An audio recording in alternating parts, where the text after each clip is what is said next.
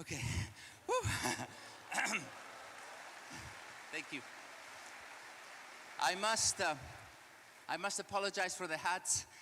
I can fight against gravity, but I cannot fight against wind.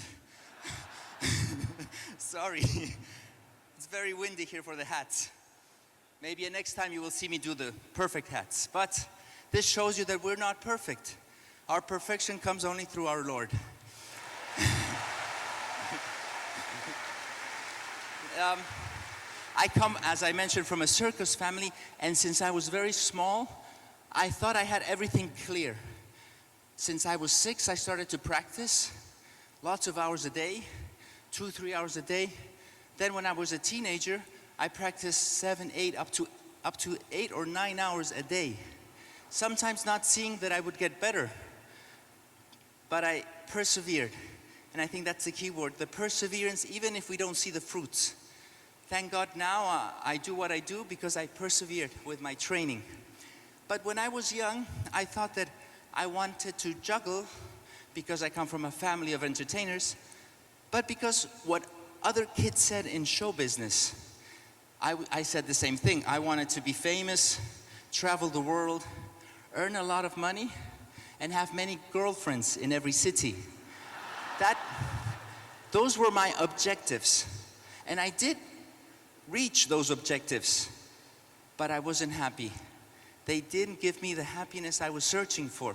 For example, at 16, I already performed for a BBC special in London for the royal family. Great, but what comes then?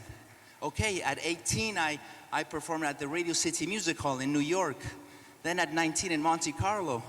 All these were great achievements, but I wasn't happy. I always wanted more and more until something beautiful happened. My confirmation. It was through the sacrament of confirmation that I came to know about God. I was 21. I have to turn back a little. I was baptized in Lima, Peru, when I was born in Argentina, passing through with the circus in Peru, just because my parents said that they were Catholics, but we were not practicing. My first communion was done on the road in London, England, at age 9, and I just approached a parish when I was performing with my parents in the Bahamas to receive the sacrament of confirmation, but only because I said to myself, I'm a Catholic. But it was through those confirmation classes that I started to learn more about God. And the more I wanted to learn, I had many questions about God, the church, Our Lady, and all these questions had answers. And I was overwhelmed by the treasure of our Catholic faith that I didn't take advantage of up to that point. You know, I was used to seeing Jesus on the cross since I was a little boy. I used to kiss lots of crucifix because my grandmother gave them to me. But I never stopped and pondered, why are you there, Lord? Why are you crucified? And what really shocked me was he was there for love of me and all of us, but that he was there waiting for us patiently, humbly, and I wasn't obligated to follow him. I was free. I could love him or not, follow him or not, and that was a big surprise for my conversion. I also never knew until that point at 21 that Jesus was really present in the Holy Eucharist.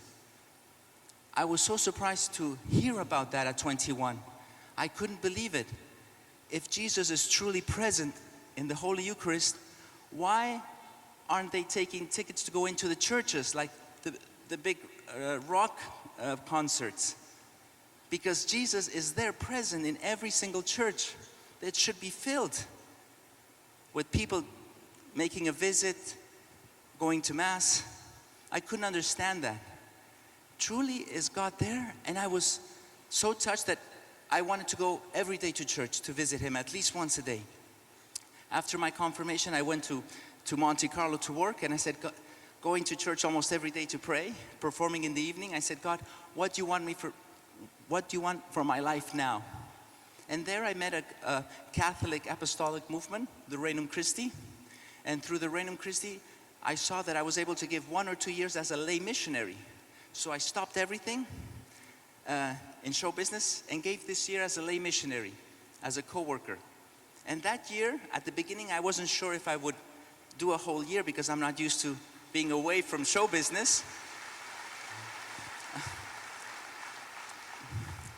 And when I did that year, I was sent to work with parishes in France.